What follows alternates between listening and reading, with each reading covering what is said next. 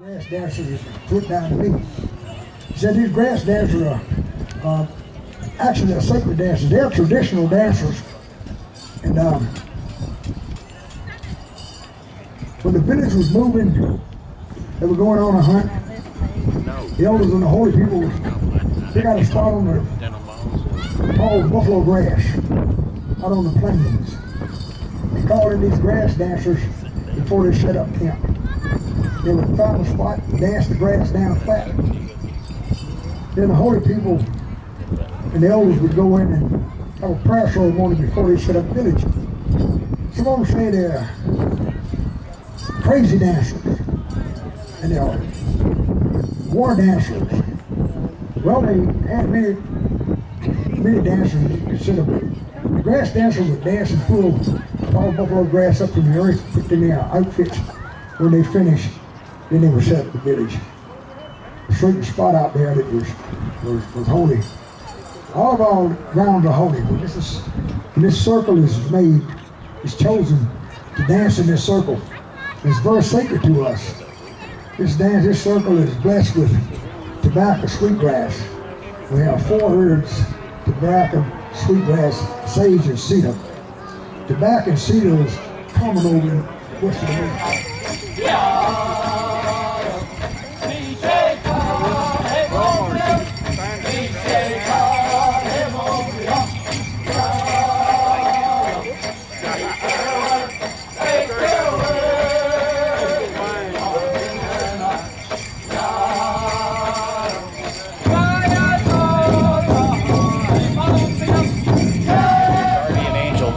Here in this life walk in the form of a bird or an animal.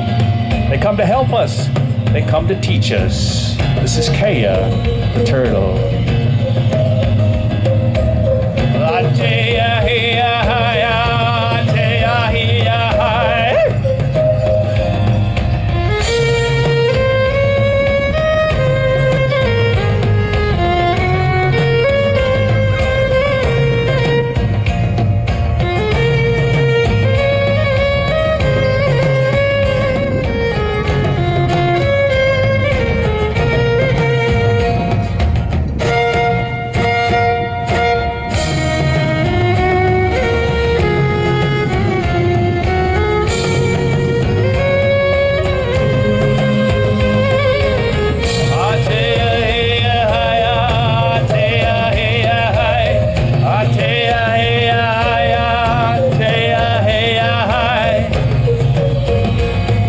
The great Cherokee said, walk in balance and harmony with all living things.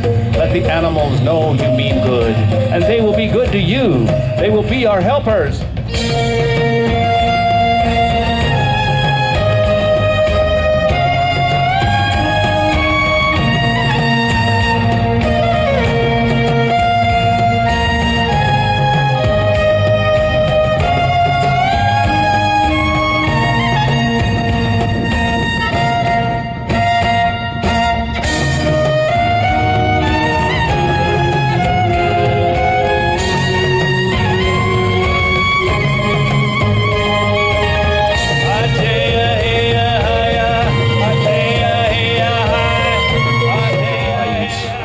Because of a plateau north of the Grand Canyon called the Shivitz Plateau, where these people lived most of their lives, living off grass that grew belly high to a horse. The grass seed was what they ground down into meal and mixed with seeds and nuts and plants to make a very nutritious food that could be packed in their bags and carried. They were foot people. They walked everywhere. The land was rocky and treacherous, and they were skilled hikers, climbers. They knew where to find water, and they knew how to use everything.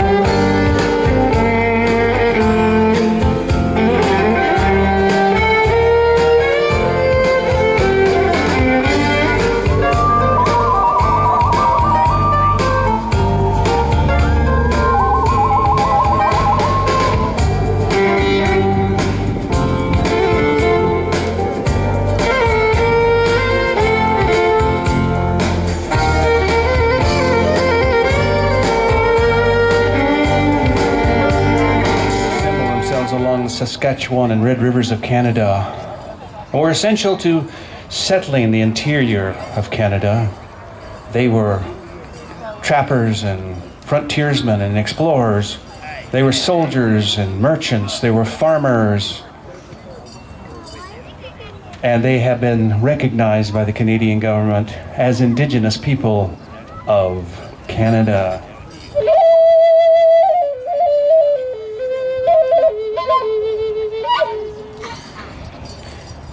So I am mixed blood because on my mother's side, as I said, I'm Southern Paiute, and on my father's side, my ancestors go back to Kilmarnock, the County Ayr, and the Clan Kennedy of Scotland. So here on my right side, I wear the sash of the Kennedy clan with their seal, which, if you take a close look at the seal, you'll find there's a fish on there. It's not actually a fish, it's a dolphin. Who knew that the Scottish people were so fond of dolphins? Dolphin actually represents a love of music. No irony there. And this sash here is the sash of the Métis of Canada, one of many sashes to honor the heritage that I carry. So, I brought with me today Pungo, who is my fiddle, as you've seen me going around the circuit. Pungo is a Paiute word meaning pony. As you can see, I have painted him to look like a pony. And he is painted with war paint. He's got coup stripes on his 4 stubby legs. He's got handprints on his right rear quarter. That means his rider has had 2 victories in hand-to-hand combat. And I guess that would be me. It was introduced on this side of the world in 1689 by the Jesuit priests who brought the harp, the guitar, and the violin to teach Indian children so that they could have music for their mass on Sundays. And like many things that came to us from other cultures and other countries that were adopted in the way of life here, the violin became another instrument, another tool.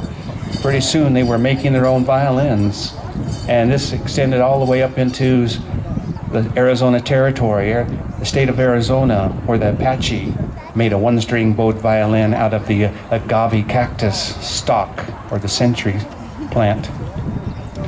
Even today, in Central South America, as well as North America, you find the tradition among Native American or of indigenous people playing the violin, making their violins like the Tamarahara. And they would be able to ride, and in 1540 the Spanish conquistador Coronado left Teotihuacan, or what is known as Mexico City today. He came north into our great country with a huge entourage of 200 horsemen, 70-foot soldiers, and 1,000 Indians following him, herding his goats, his chickens, pigs, cattle, and horses. He was on a mission to find the 7 cities of Cibola, the 7 cities of gold. They made their way up into what is today northwest New Mexico and found the Pueblo Indians. They searched them for gold and found none, and so stole everything else from them that they could before heading east. But when they got to the Midwest, they were stopped by the herds of buffalo. Nothing but days, weeks, and months of buffalo. They were Coronado was thrown from his horse. He was injured and had to return to Mexico broken and disheartened. But he had answered the prophecy. Now the Plains Indians could hunt farther, kill more buffalo, build more lodges, and they grew stronger as nations. Many, like the Blackfeet Lakota, had no word for this animal. They would call it Tashonka, big dog. But in ceremony, they would give it the eagle feather and honor it with the name Tashonka Wakan, or the holy dog. So ride with me, feel the wind in your face and the power beneath you. This is the medicine of the horse, the holy dog.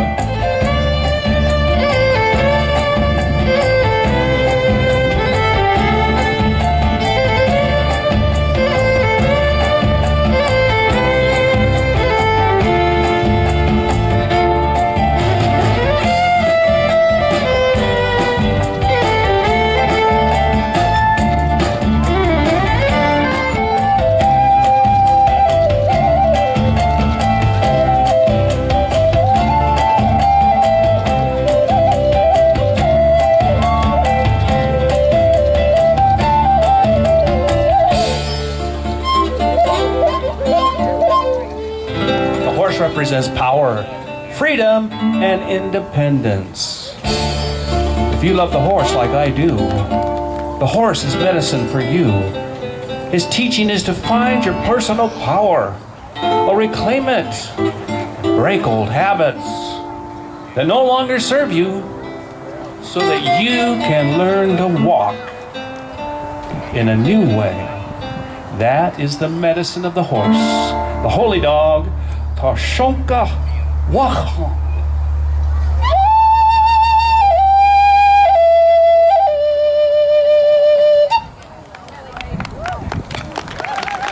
Yes, thank you. The red-tailed hawk has come to symbolize many things over the years, like healing and freedom, optimism, rebirth, far-sightedness, clear vision. It's been said that his keen eyesight can give us insight into our life's purpose, and his ability to soar on the currents of air is teaching us that when we spread our wings and we take our leap of faith, the universe will support us, just like it does the red-tailed hawk. So let your heart soar like a red-tailed hawk.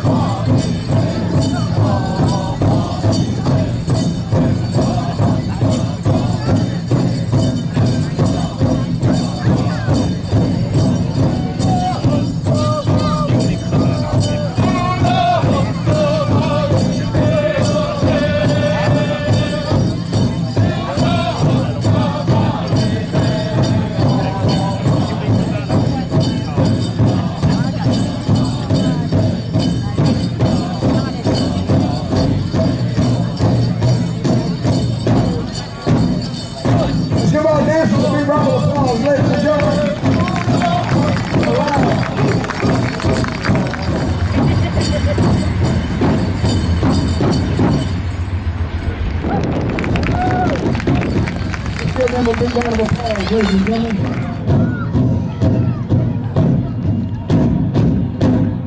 Thank you very much, ladies and gentlemen. Thank you, gentlemen, for standing all your warriors.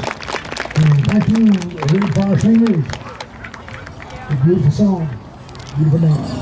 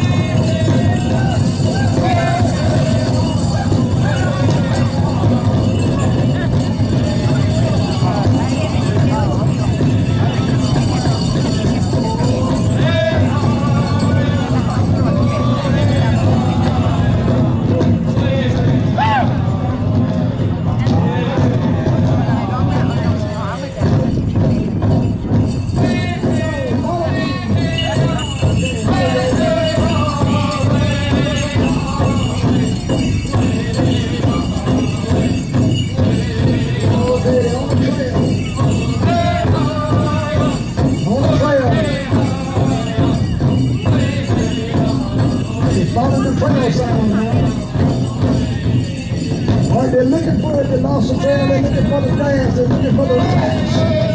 Looking for the tracks. Right, here we go. They're looking for the tracks. They're looking, they're looking, they're looking.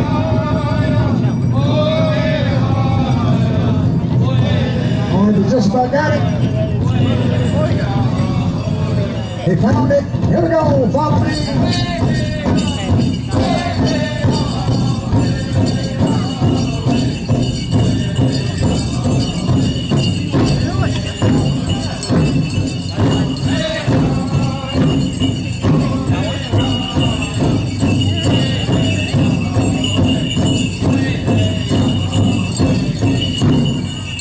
All right, thank you. Let's give them a big round of applause.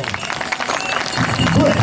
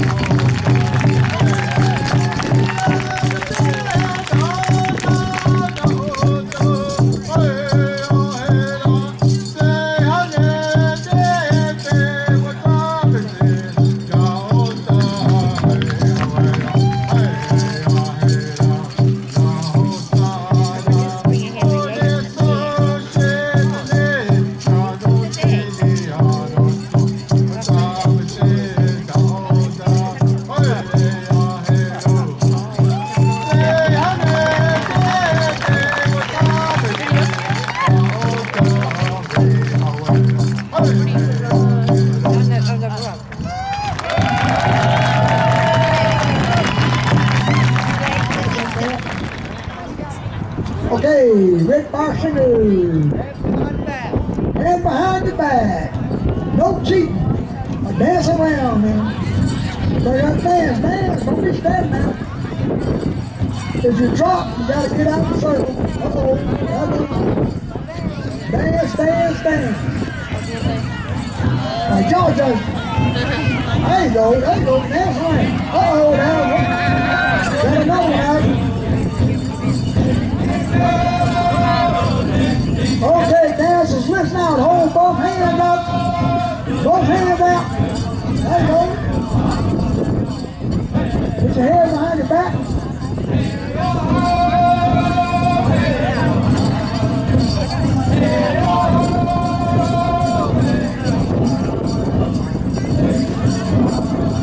All right, keep dancing. Gotta keep dancing. Hands behind your back. Oh, all right. All right, everybody do the twist. Do the twist. Shimmy, do the shimmy twist. Oh, there we go. Oh, that's a 9-cent twist out there. Oh, your arms straight out. All right, hold on. Here we go. Keep going. All right, hold hands. Everybody hold hands. Hold both hands out. Hold hands. While you hold your hand, hold them straight out. There you go. All right, put one hand on your hip. There you go. Put both hands on your hip. Shake your hips.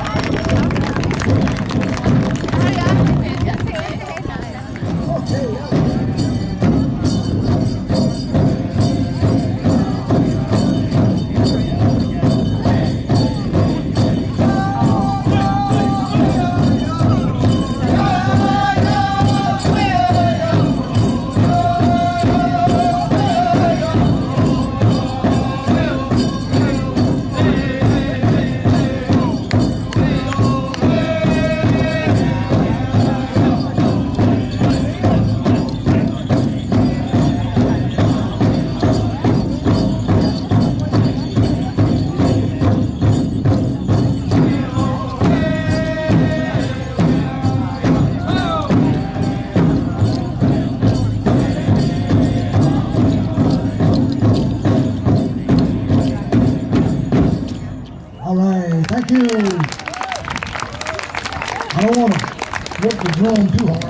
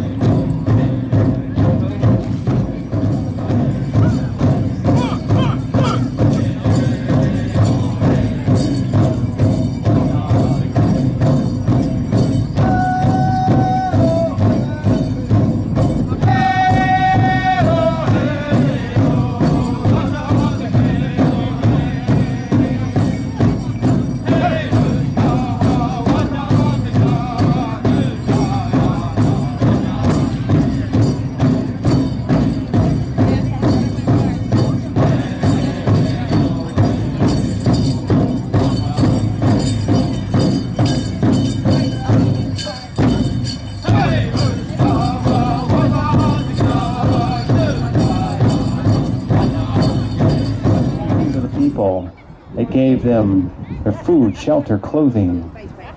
Every part of the buffalo was used.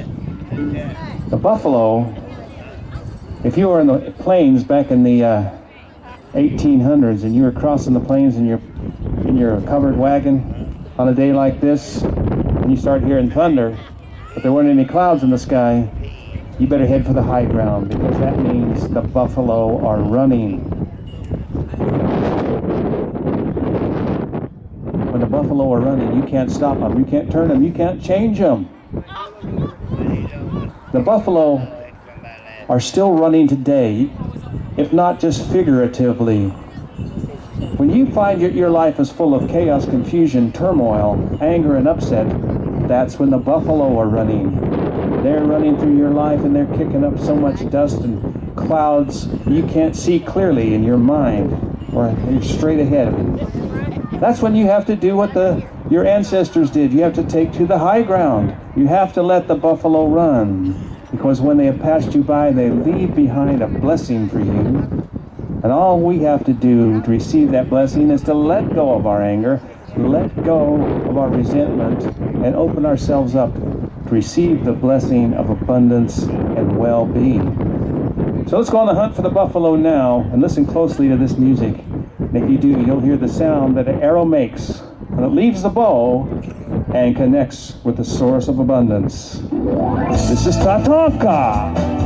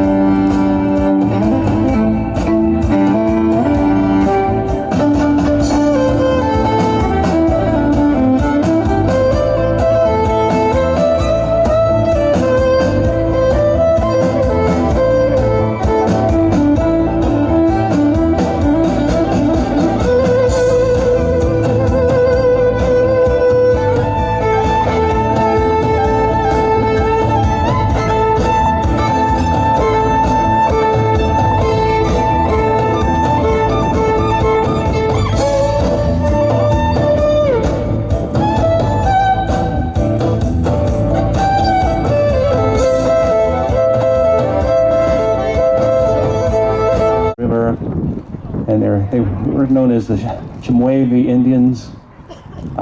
General Powell met them, was amazed by their abilities with the bow and arrow, and they were such cheerful, happy people. They went all the way down to the bottom of the Colorado River and into Southern California. The Bisset Paiutes live there now. There's also northern Paiutes that live up in Idaho and northern Nevada, and on up into Oregon and Washington as well. But the desert Paiutes down by the Grand Canyon were called various things, from the Pashant Indians, Parashant Indians, Santa Clara Indians. But today they're all lumped into one name called the Southern Paiutes. And they speak a language similar to Navajos and Hopis. It's called the Algonquin language, called Big Chief Quitus, in the style of the Métis Indians. Hope you like it.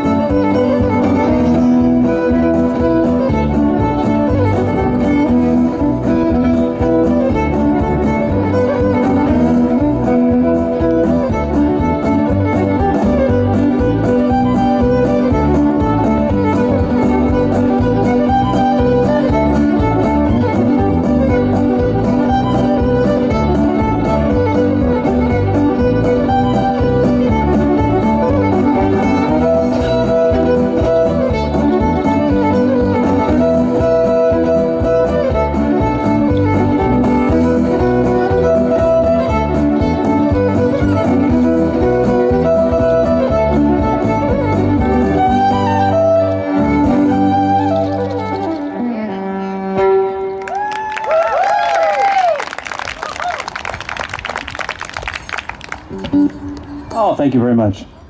That's the title cut of a CD by the same name. I call it Paiute Country Fiddlin', and all the fiddle tunes on this name have Indian names. Here was gifted to me by the Native American Association that works for the BS&F Railroad, where I did a concert for them. I like this drum because it's a design of the horse coming. It shows the coming of the horse from the European world to the Indian people. The blue wavy line is the ocean across which the horse traveled. The blue points represent a camp circle of teepees. The black circle is the Indian world, the hoop of life. This drum is made by Throwing Flower, Sweet Medicine Drums, Taos, New Mexico. And it was made last year, so this is the horse drum. So when I listened to this flute, I was charmed by it. I felt like I was in Mexico. I was at a Mayan temple, and this flute was being played for ceremony, and ceremony became the name of this flute.